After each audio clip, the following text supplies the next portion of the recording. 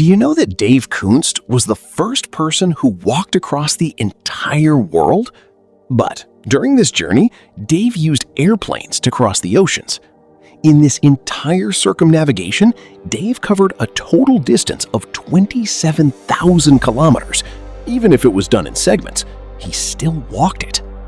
But today, the person we're going to talk about is not Dave. He might actually be one step ahead of him. This man is determined to cross the longest continuous route in the world, and that too, only on foot. Yes, where our thinking ends, that's where Carl Bushby's journey begins. Not 5,000 kilometers, not 10,000, not even 25,000. Amazingly, he has already covered 47,000 kilometers just on his own feet. And the surprising thing is, his journey is still not over. 25 countries, 6 deserts, 7 mountain ranges, and 27 years of time. But the goal is just one: to walk around the entire world, and that too without any support. But how? Once again, welcome to Nobel's creation. Ladies and gentlemen, Carl Bushby, a former paratrooper from England, decided to take on the dangerous mission of walking the longest route in the world. On November 1st, 1998, with just $500 in his pocket, he began his journey from the southern tip of Chile, from the city of Punta Arenas. Carl named this mission the Goliath Expedition.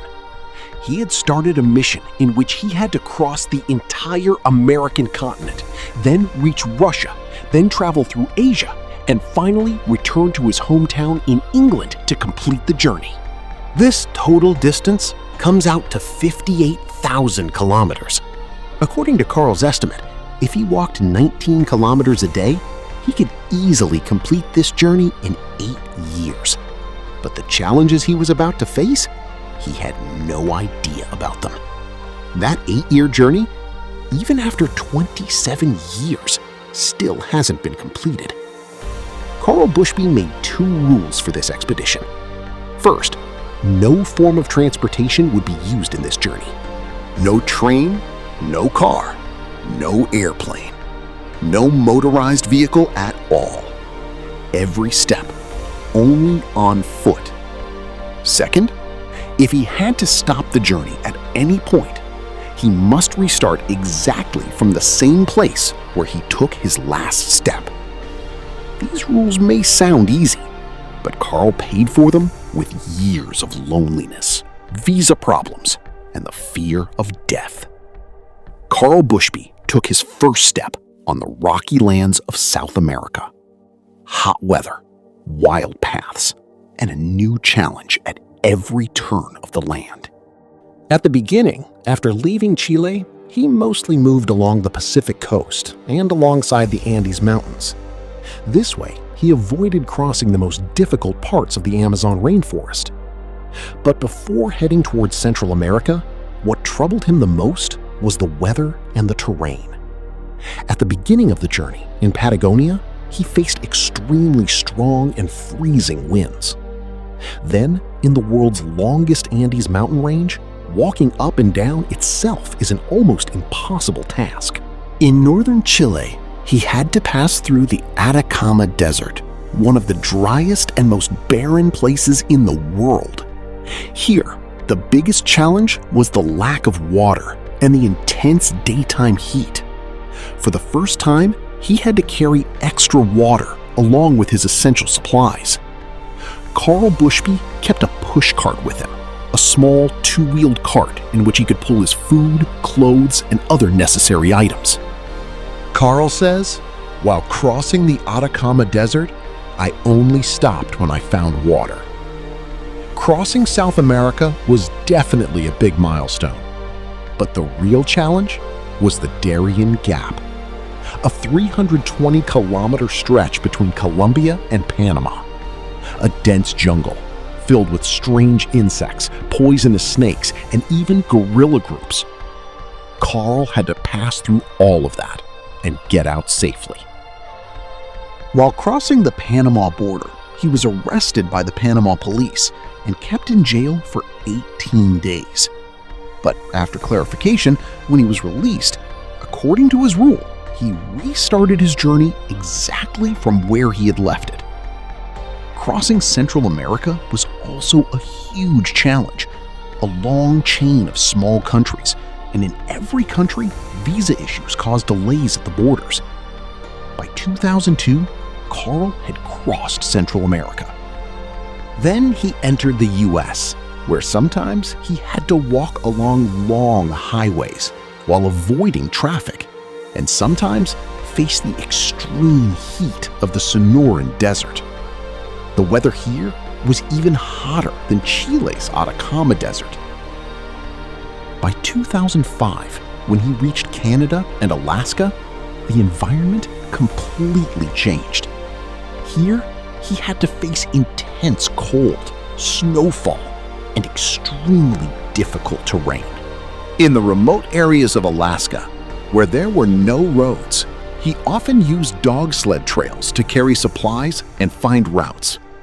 The sled compresses the snow, making it easier to walk. But even at this point, Carl did not use dogs, because that would break his most important rule: not taking help from anyone. After Alaska, the challenges Carl faced became the most dangerous of the Goliath expedition. To enter Siberia, Russia from Alaska, he had to cross the Bering Strait, a frozen sea connecting America and Russia. The biggest challenge here was that the ice never stays in one place. Due to ocean waves, large chunks of ice keep constantly moving. Between these ice chunks, there is open ocean. Carl had to swim multiple times from one ice chunk to another, all while facing the extreme Arctic cold and the constant threat of hypothermia. Carl crossed this part of the Bering Strait with a French adventurer, Dimitri Kiefer. This 240-kilometer journey through dangerous Arctic storms, with 14 days of almost no sleep. And finally, when they reached Russia, Carl had to face the longest obstacle of his journey. Russian authorities arrested him. Even though Carl had a valid visa, they said the Bering Strait is not an official port of entry. Because of this issue, Carl was deported back to the UK. His journey could have ended there, but since Carl had become a famous figure, the UK Deputy Prime Minister, John Prescott, and Russian billionaire Roman Abramovich intervened, and Carl was allowed to walk in Russia again. But the journey was still not easy. His visas were only valid for 90 days, meaning every 90 days he had to leave Russia and go back to another country. Many times, these delays lasted for months. In 2008, his funding also ran out. At that time, he got stuck in Mexico and waited there for 2 years. Then, in 2011, after getting funding again, Carl re-entered Russia.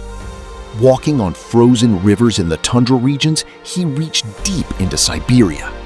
Here, even a small mistake could cost Carl his life, but he kept moving forward. Every year, 3 months of walking, and the remaining 9 months waiting for visas. In 2013, Carl received a huge shock when he found out that Russia had banned him for 5 years. But he was not the kind of person to stop.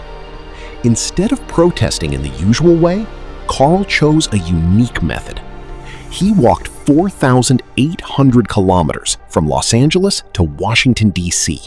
to protest outside the Russian embassy. This journey alone was a massive record in itself. When the media reported this unique protest, Russian authorities lifted the 5-year ban in 2014. Now, once again, Carl got a Russian visa and returned to the exact GPS point where he had left his journey. After Russia, Carl entered Mongolia. There, he crossed the Gobi Desert, which stretches about 1,130 kilometers. Then, he passed through China, Kazakhstan, Uzbekistan, and Turkmenistan. But Iran's visa once again blocked his path. This was the time of the pandemic, and Carl's journey got stuck in Turkmenistan for a long period. When he still couldn't get Iran's visa, in 2022, Carl made a life-threatening plan. He thought, if I can't go through Iran, then I will swim across the Caspian Sea to reach Azerbaijan. For this, he used a small kayak, not for himself, but to carry his supplies. He crossed 288 kilometers of the Caspian Sea in 31 days. Every day, he swam for 6 hours, 3 hours in the morning and 3 hours in the evening. At night, he would climb onto the kayak and sleep. The strong waves tried their best to stop him, but Carl didn't break. He said, "I don't like swimming," but it was necessary.